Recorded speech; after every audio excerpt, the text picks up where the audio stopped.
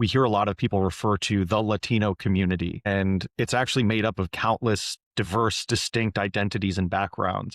How do you think we can do a better job in the sort of interfaith and democracy space of respecting diverse backgrounds and perspectives of these communities, of our fellow Americans? Absolutely. The way to that is to actually, it's the same answer as how do you do it with any other community? You Hmm. have to take the time to understand that community, right? If you're talking to a group of people in rural America, you're not going to be talking to them in the same way that you would talk to people in downtown Manhattan. And so it's the same, right? You may have this intersectionality, right, of the Hispanic community. One, we come from very different backgrounds. Right. Our depending on what kind of community you are. So my family, for example, is Cuban.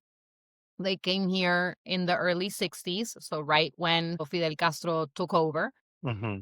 and they have a certain lived experience because of that. And they're different than Cubans that have arrived more recently.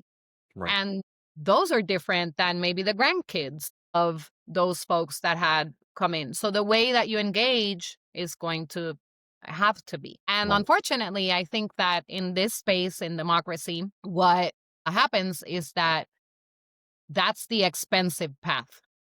So it costs money to have to create messaging and to be able to engage because you're talking about, well, guess what? The practical application of it is maybe hire a Cuban to talk to the Cubans.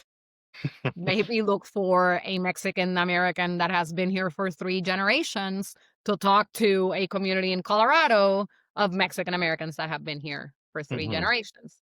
And so that I think is the the bottom line there is you cannot create a blanket approach to any one Right. community of people here or abroad, and that the best messengers are going to be people that understand them and that can, connect on a deeper level.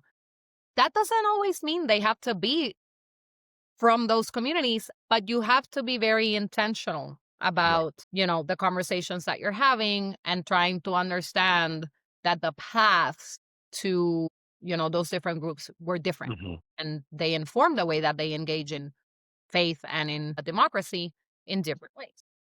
Absolutely.